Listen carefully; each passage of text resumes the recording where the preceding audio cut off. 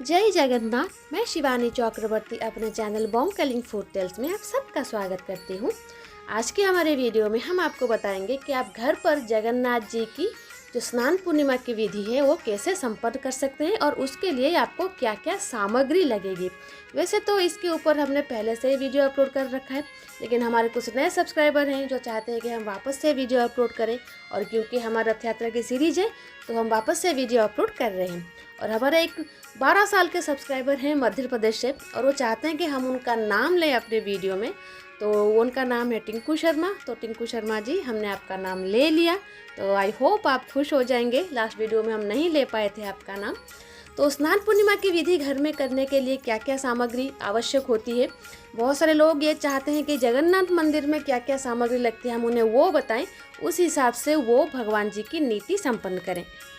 तो सबसे पहले हम यहाँ पर बता दें कि भगवान जगन्नाथ जी मंदिर में हर रोज़ 4 बार स्नान करते हैं। पहले जब वो उठते हैं वो स्नान उनका होता है, बाकी 3 बार भी भगवान जी का स्नान होता है। और इसको छोड़कर प्रभु पूरे साल में 6 तरीके के स्नान और करते हैं। 6 बार नहीं, 6 तरीके के स्नान और करते हैं। ये कब होता है, कैसे होता है, इसके ऊपर हम एक और वीडियो इसी सीरीज़ में लाएंगे, लेकिन किसी और दिन। आज हम सिर्फ बताएंगे कि प्रभु को जो स्नान आप करवाएंगे घर में, उसमें जो स्नान जल होगा वो कौन सा स्नान जल होगा और उसमें क्या क्या सामग्री लगेगी। और इसको समझाने के लिए हम अपने भगवान जी जो हमारे घर में हैं उनके स्नान पूर्णिमा के पुराने वीडियोज़ यूज़ कर रहे हैं। सिर्फ वीडियोज़ यूज़ कर रहे हैं ये वीडियो बनाने के लिए, बाकी हम जो बोलेंगे आप उसको ध्यान से सुने। तो भगवान जी की स्नान के लिए जो 4 प्रमुख चीज़ें होती हैं जो अत्यंत दरकारी हैं, उनके बिना प्रभु का स्नान नहीं होता, वो है दूध, दही, चंदन और आंवला। जी हाँ, आंवला प्रभु के हर रोज के स्नान के लिए भी लगता है और स्नान पूर्णिमा की नीति के लिए भी लगता है। आप उसको पाउडर फॉर्म में यूज़ करें, साबुत यूज करें, या फिर चंदन के साथ उसको घोट कर यूज करें, ये आपके ऊपर है, लेकिन आपको आंवला ऐड करना ही है। स्नान पूर्णिमा की नीति के लिए प्रभु के लिए विशेष स्नान जल बनाया जाता है। उसमें जल के साथ काला तिल होता है, चंदन होता है, कपूर होता है और जायफल होता है। उसके साथ साथ सुवासित पुष्प होते हैं। जितने भी सुवासित पुष्प आपके पास अवेलेबल हो, आप उस पानी के अंदर ऐड कर सकते हैं, और आप उसी पानी में ही जो आंवला का पेस्ट होता है, पाउडर होगा या फिर जो साबुत आंवला होगा, उसमें आप ऐड कर सकते हैं। तो वो पानी से प्रभु को स्नान करवाया जाएगा। उसके बाद हमारे घर में जब स्नान की बात आती है तो सुवासित जल होता है, पंचगव्य होता है, दूध होता है, दूध का स्नान होता है, दही का स्नान होता है, शहद का स्नान होता है, पंचगव्य का स्नान होता है, और उसके साथ साथ सुवासित जल से भी स्नान होता है, और गंगा जल से भी स्नान कराया जाता है प्रभु का। लेकिन क्योंकि हमारा ब्राह्मण घर है तो हमारे घर में वैदिक पूजा पद्धति के अनुसार वो पूजा होती है, बहुत सारे नीति फॉलो होते हैं, आसन शुद्धि होता है, देवताओं का स्थापना किया जाता है, उसके बाद प्रभु की नीति होती है।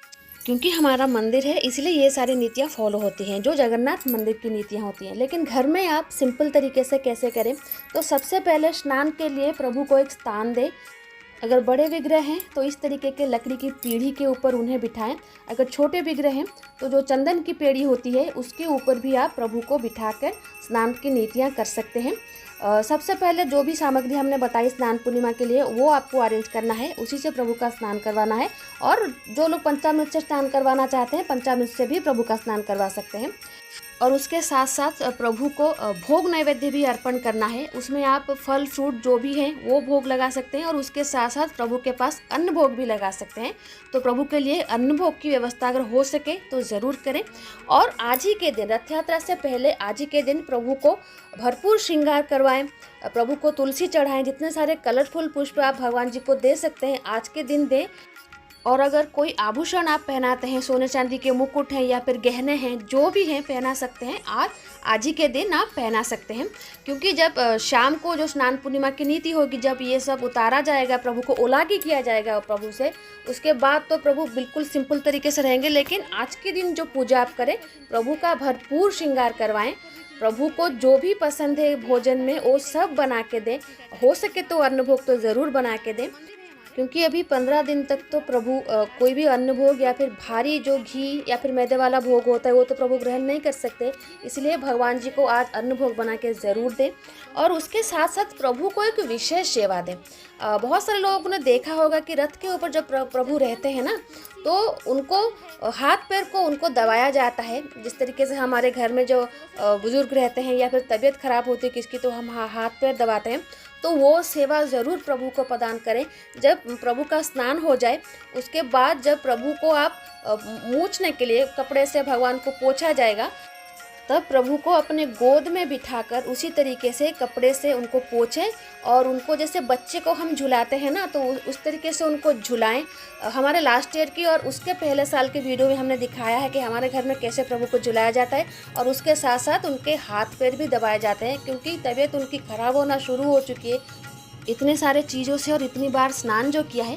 तो ये सेवा ध्यान से प्रभु को प्रदान करें।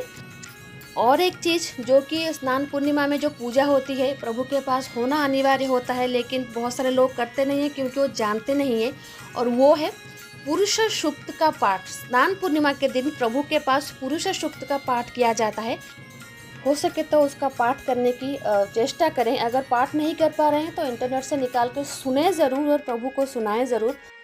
वैसे तो स्नान पूर्णिमा की नीति प्रभु के पास षोडशोपचार में होती है, क्योंकि स्नान करना ही प्रभु के षोडशोपचार में से एक है। लेकिन हर किसी के घर में षोडशोपचार की पूजा नहीं हो सकती। लेकिन अगर आप सक्षम हैं प्रभु को षोडशोपचार की सेवा देने की, तो आप ज़रूर दें, क्योंकि ये विशेष दिनों की सेवा होती है। लेकिन अगर आप सक्षम नहीं हैं, आपको नहीं पता है षोडशोपचार की पूजा, तो पंचोपचार पूजा भी आप कर सकते हैं। इसमें धूप, दीप, नैवेद्य, पुष्प, ये सब जो मिनिमम चीज़ें होती हैं उससे प्रभु की पूजा की जाती है।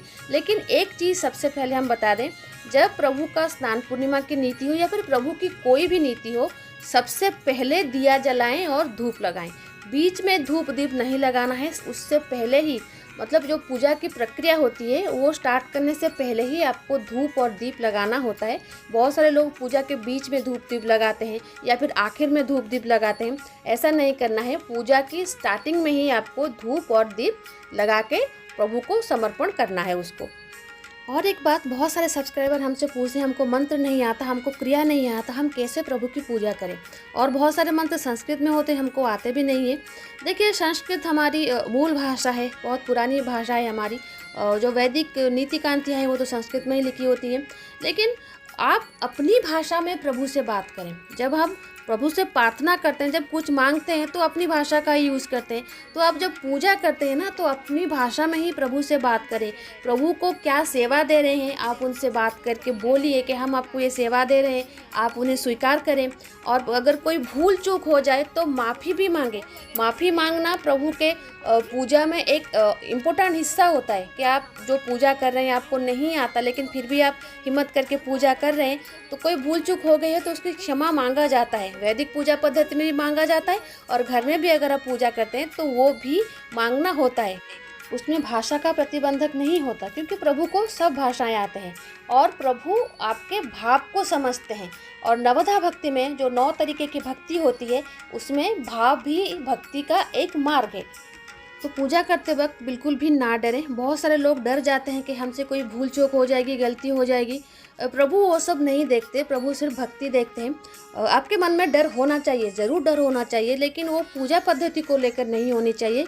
गलत काम जब करें आप, तब आपके मन में डर होना चाहिए। उस चीज़ को भगवान ग्रहण नहीं करते, तो उस चीज़ का भय तो हमेशा लोगों के मन में होना चाहिए। लेकिन पूजा में कोई भूल चूक हो जाएगी, प्रभु नाराज़ हो जाएंगे, कुछ गलत हो जाएगा, ये चीज़ अपने मन से निकाल दें, क्योंकि वो देवता हैं, वो देव हैं, वो इन सारे चीज़ों से ऊपर है। वो इस चीज़ को नहीं देखते। ये सर्व फैलाई हुई भ्रांत धारणा है कि ऐसा करेंगे तो ऐसा हो जाएगा। कुछ नहीं होता, कुछ नहीं होता। आप सिर्फ अपने भक्ति भाव से प्रभु की सेवा करें, वो बहुत दयालु हैं। और एक हमारे सब्सक्राइबर बहन है जिन्होंने हमसे ये सवाल किया था कि स्नान जल की मात्रा बहुत होती है, उसका करना क्या है। जाहिर सी बात है, स्नान पूर्णिमा के दिन प्रभु बहुत बार स्नान करते हैं। पंचामृत स्नान होता है, जल का स्नान होता है, तो बहुत सारे जो स्नान जल होता है वो बन जाते हैं। तो उसका ये करना है कि आप जितना पा सकें पाइए, क्योंकि ज़्यादा दिन तक आप उसको स्टोर करके नहीं रख सकते, वो ख़राब हो जाती है। तो जितना बच जाता है उसको या तो आप जल में प्रवाहित कर लें या फिर उसको अपने घर में पेड़ पौधों में डाल दें।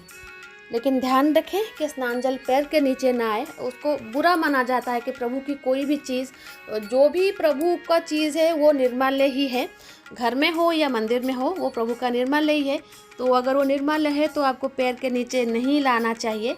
तो इस बात का ध्यान रखें। अगर आपके पास पेड़ पौधे नहीं हैं तो आप उसको कोई भी जलाशय में प्रवाहित कर दें। कुआं हो, अगर कोई कुआं है और वो यूज़ में नहीं आ रहा है तो उसमें आप डाल सकते हैं, नदी में डाल सकते हैं या फिर किसी तालाब में डाल सकते हैं, वहाँ पर प्रवाहित कर लें तो वो कोई असुविधा नहीं होगी। वहाँ पर अगर कोई पेड़ डालता है तो कोई असुविधा नहीं होती, लेकिन घर में पेड़ के नीचे नहीं आना चाहिए।